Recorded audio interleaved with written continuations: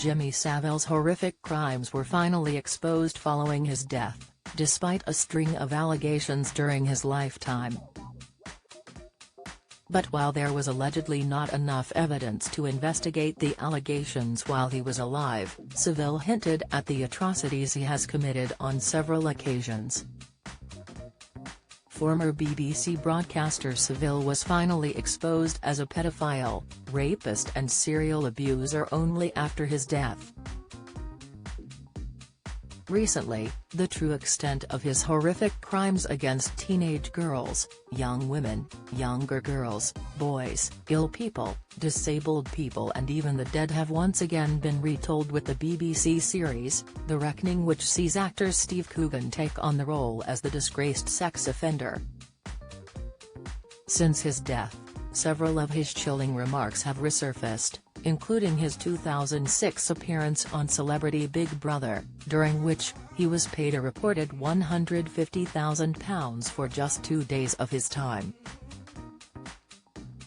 At the time, he made some disturbing comments. While addressing basketball legend Dennis Rodman, he said, "I want you to know I have a violent temper, but you have nothing to fear from me." After hugging Coronation Street star Rula Lenska, he exclaimed, "I would want to marry all of you ladies for at least 24 hours. Perhaps the most chilling was when he took hold of Chantal Houghton's hand as she anxiously giggled before he said, "I know that many fellas love you, but they don't love you with the sincerity and tenderness I do." He kissed her hand and later kissed it again before adding, "I always tell the truth even when I'm lying." Upon his exit from the house, he said, "Don't forget ladies, I'm available most weekends for home visits." Shortly afterwards, Birkenhead-born Pete Burns, who was competing as a housemate, said, "He'll take his secrets to the grave and beyond, Mr. Savile," while former MP George Galloway commented, "Nobody's secrets survive the grave."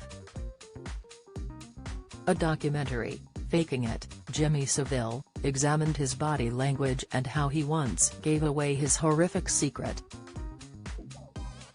During an appearance on Have I Got News for You in 1999, he once pronounced, "I'm feared in every girls' school in this country." Professor of linguistics Don Archer says this was his way of hiding the truth.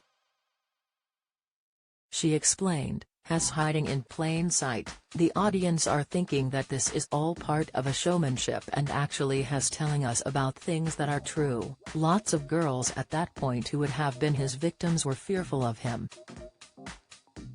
In another interview, broadcaster Andrew Neil tried to dig deeper into Savile's criminal wrongdoings. However, Savile immediately took a banana out of his pocket and started eating it to divert attention.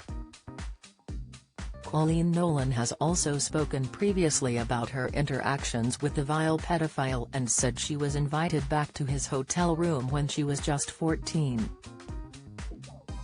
Colleen told Piers Morgan that Savile, who died in 2011 before the vast majority of his crimes came to light, said he would look after her. Elsewhere, Savile previously revealed to Louis Theroux that he had several girlfriends over the course of his life. But in 2001, just 1 year after his bombshell documentary aired, he met with 2 women, in their 40s, who confessed to being girlfriends of Savile's, when one of them was just 15. At the infamous psychiatric hospital Broadmoor, one nurse told an investigation the presenter had boasted he had mucked about with some of the corpses in the mortuary. An investigation found that his interest in dead people was not within accepted boundaries. In the days leading up to his death just before his 85th birthday, Savile was quoted as saying, "So many women, so little time." He added, "I've got a bounce-back ability, but this time I don't seem to be bouncing back." Following his death, his coffin was buried at a 45-degree angle in order for the man accused of several hundred awful sex crimes to have a view of the sea. but when his crimes emerged, his headstone was removed. On request, the gravestone that eventually became part of the landfill read, "It was good while it lasted." Savile died aged 84 in October 2011. Throughout his life, Savile was confronted with several allegations of sexual abuse, with the first known case being launched in 1958, although there was not sufficient evidence. Following his death, allegations dating back to 1963 were made against him, and an official investigation, Operation U-Tree, was launched in 2012. In October of the same year, the Met Police said they were looking into 400 inquiries and that the number of alleged victims was around 450.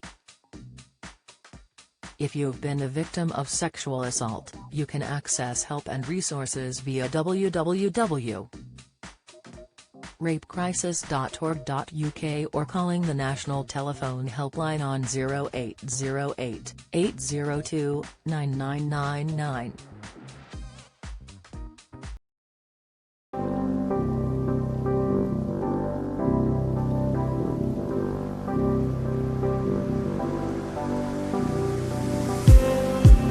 Just